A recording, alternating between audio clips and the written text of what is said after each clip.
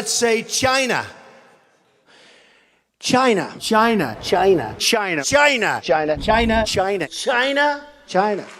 Where we're seeing the rise of a country that is unlike something we've seen probably ever before.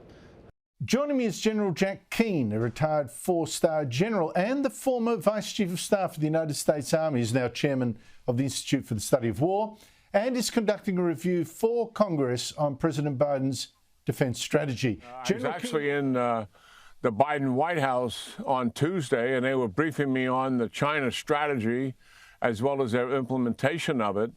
And it was highly classified, but I can just flat tell you that China is the most significant threat the United States has faced since the Soviet Union. Our enemies across the globe, including in particular China. As you just heard, the US sees China as its biggest threat to national security. But how does China look at the world? China was an economic and political outcast during the main part of the Cold War and warmed up to the West during the ping-pong politics of Nixon in the 70s of the last century. The US recognized the one China politics, meaning that Taiwan is part of China, and China became, with globalization, the factory of the world, thanks to the Pax Americana.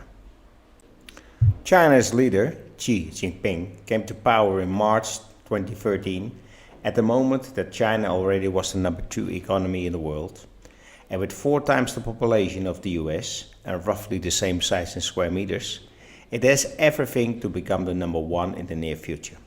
Xi has ambition to do this. There are, however, some obstacles to overcome. First of all, geographically. As you can see on the map, China's geography is not the easiest. On the west and the south, mountain regions. To the north, a big desert, and then Siberia. To the east, the Yellow Sea, which is surrounded by US ally South Korea, as well as the East China Sea, which is surrounded by Japan, another US ally, and Taiwan. The runaway province, which is in the US camp as well. This is called the first island line. Behind that, you have the second line of smaller islands, and most are US military bases such as Guam. Secondly, international monetary system is dominated by the US via the petrodollar, the SWIFT system, the IMF and the World Bank, as explained in an earlier video. A powerful weapon to block any country to trade normally. Third, the semiconductor industry is dominated by Dutch company ASML and Taiwanese chipmaker TSMC. And the US has forced the world to stop selling the latest technology to China. Fourth, the biggest trade partners of China are the US and the European Union. Fifth, the US military, and especially the US Navy, is omnipresent and more advanced than the Chinese.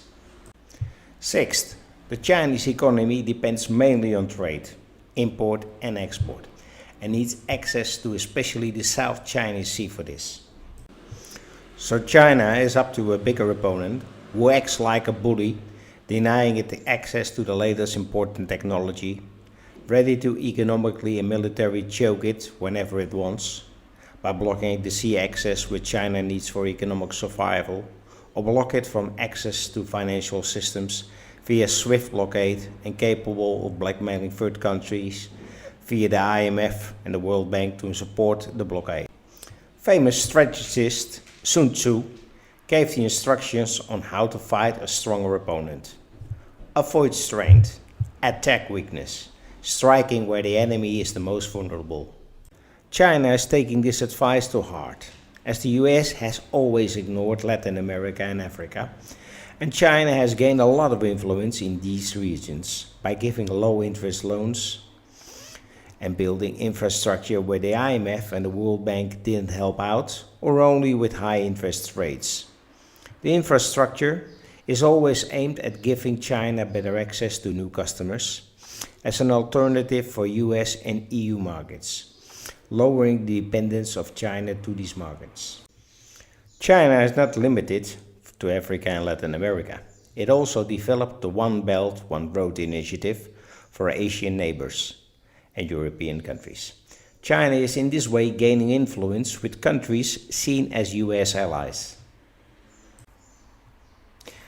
Those partnerships, especially with the BRICS countries, help China to start alternatives for the SWIFT system, as those countries see the danger of depending too much on the US and its Western allies.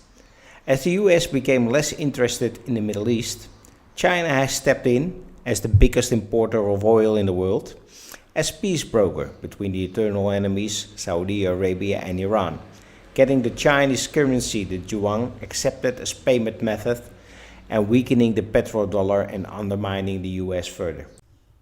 Military-wise, China is building up rapidly their army and fleet, building artificial islands in the South China Sea in order to establish military dominance in its neck of the woods.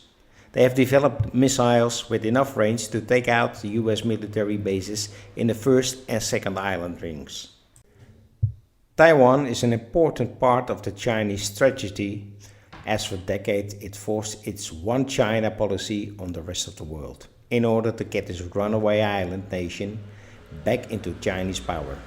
For China, it will mean that the first island chain is broken, and therefore China has better access to trading routes. Also, it will hand over semiconductor industry technology, which it hasn't has access to at the moment. China, of course, is not waiting for this to happen and is using spies to get the technology in hands, meaning that companies like ASML and TSMC are infiltrated. Companies like Huawei and TikTok, of course, use for getting sensitive information and data. World leaders like Macron, EU President von der Leyen, the Crown Prince of Saudi Arabia and many others are lining up in meeting Xi Jinping.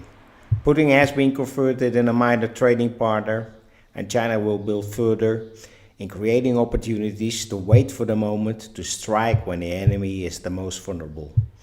This is what I'm calling the Dragon War. Be patient and your time will come.